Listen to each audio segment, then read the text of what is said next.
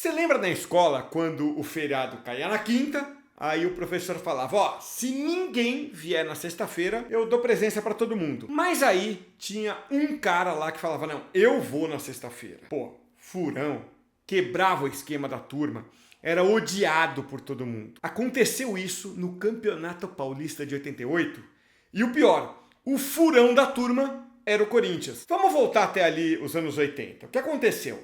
Em 87, o campeonato tinha 20 times. A Ponte Preta e o Bandeirante de Birigui foram os dois últimos colocados. Tinham que ser rebaixados, era o regulamento. Só que aí, os dois malandros viram uma brecha no regulamento. Eles falaram, olha, teve mudança nos critérios de classificação, em algum critério ali, e por isso a gente não poderia ser rebaixado. E cara, não fazia o menor sentido isso, porque os dois fizeram a pior campanha independentemente da mudança de regulamento. Mas os dois entraram na justiça comum para conseguir continuar no Campeonato Paulista da primeira divisão em 88. E aí a Justiça Comum concedeu uma liminar para a Ponte e para o Bandeirante, dizendo, olha, enquanto esse caso não for julgado, vocês têm o direito de jogar o Campeonato Paulista na primeira divisão. Pô, isso gerou uma revolta geral dos times que estavam na primeira, porque eles falaram, cara, não é justo isso, não é legítimo vocês jogarem o campeonato baseado numa liminar desse teor. Então 17 dos 20 times decidiram que iam boicotar os jogos com a Ponte e com o Bandeirante. Só o Corinthians disse, não, a gente vai jogar. No começo, parecia que essa posição que foi tomada pelo Vicente Mateus, o então presidente do Corinthians, era legítima.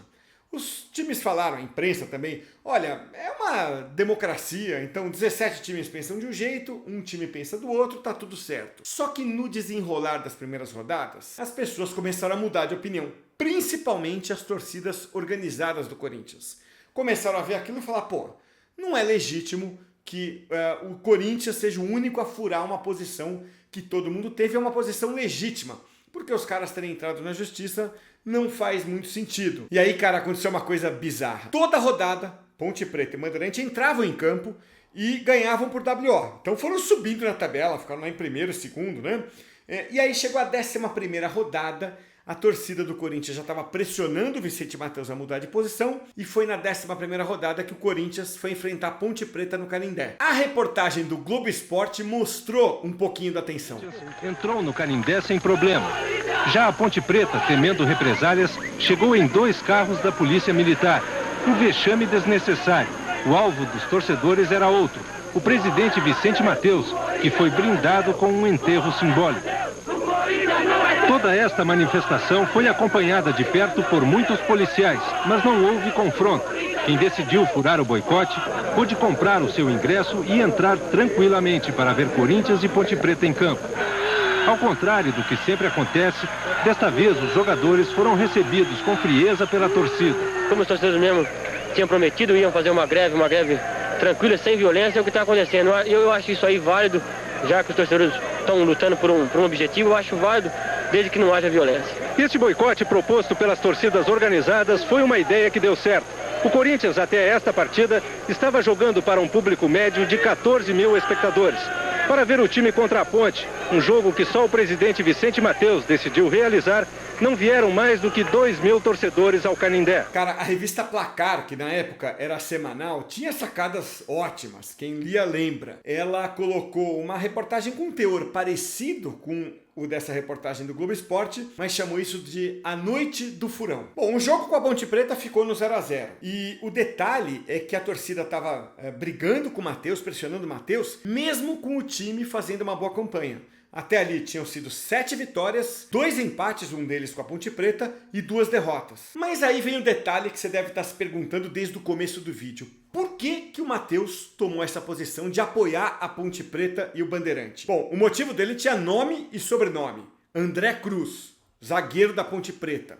Sim, é o André Cruz, que foi da seleção, que jogou a Copa do Mundo. O Mateus tinha a intenção de contratar o André Cruz. Então ele foi fazer uma política de boa vizinhança ali com a Ponte Preta, dizendo, olha, eu apoio vocês e vocês dão uma facilitada, né, nas negociações, nas conversas, para a gente trazer o André Cruz para o Parque São Jorge. Só que, cara, era uma doce ilusão do Mateus. O tempo se encarregou de mostrar que o André Cruz acabaria indo anos depois para o Flamengo e de lá para Bélgica, Itália e outros países da Europa. O Matheus negava, falava, não, minha posição não tem nada a ver com o André Cruz, mas tinha sim. E aí veio a 17ª rodada, 4 semanas depois do jogo com a Ponte Preta, e o Corinthians foi jogar contra o Bandeirante em Birigui. Aí você adivinha, né? Pô, a cidade de Birigui pôs um tapete vermelho pro Corinthians jogar lá. O primeiro gol foi marcado pelo time do Bandeirantes. O Rubão aproveitou essa bola. O Carlos saiu meio estranho nesse lance, me parece, ó. Veio na disputa de bola o Denilson com o atacante. O Carlos ficou no meio do caminho, o Rubão cabeceou com o gol vazio e fez 1 a 0. No comecinho do segundo tempo, o Corinthians empatou com um gol de pênalti. Esse pênalti aí, ó, vamos ver. Tá entrando pela área o Marcos Roberto, caiu, o Juizão pôs no caldo.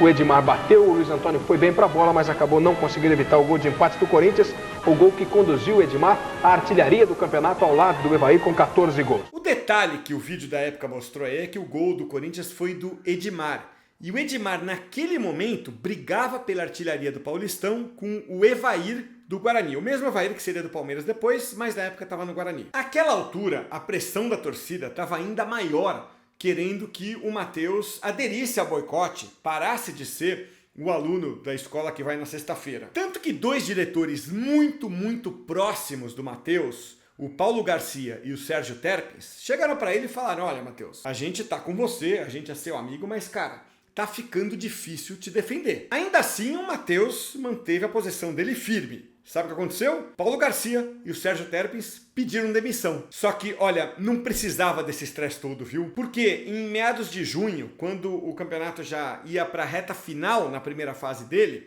a justiça decidiu. Ponte Preta e Bandeirante teriam que voltar para a 2ª divisão. Aqueles 2 jogos que o Corinthians fez contra a Ponte no Canindé, contra o Bandeirante lá em Birigui, foram anulados. E o Edmar caiu de 14 para 13 gols e ficou atrás do Evair na artilharia. Aliás, ficaria atrás até o final. Detalhe é que o Edmar foi embora antes do campeonato acabar. A gente já contou isso em outro vídeo, mas outra hora a gente conta de novo. E o desfecho dessa história toda, hein? Olha, o Corinthians, como você sabe, foi campeão paulista daquele ano, o gol do Viola na final. O Bandeirante e a Ponte tiveram que voltar para a 2ª divisão e jogar a 2ª divisão em 89, no ano seguinte. A Ponte Preta conseguiria subir já em 89 para voltar para o Paulistão em 90 e o Bandeirante nunca mais conseguiu chegar à elite do futebol paulista. E o Corinthians, que graças ao Matheus furou o zóio de todo mundo, nunca teria o André Cruz. Tipo o aluno que foi na sexta-feira, mas não adiantou nada. O professor no fim deu presença para todo mundo. E pra gente fechar aqui, eu quero ler alguns comentários da turma aqui no canal falando sobre esse tema. O Ronaldo Pessoa diz que o Matheus errava muito, às vezes acertava, mas acima de tudo, ele defendia os interesses do clube. Eu concordo com ele, e você, hein? Deixa nos comentários aí. No vídeo passado, o Marcos Roger disse mais ou menos a mesma coisa. O Matheus brigava com unhas e dentes pelos interesses do Corinthians. E você, além de deixar o seu comentário, deixa também o like e se inscreve aqui no canal Memória Fiel. E vai, Corinthians!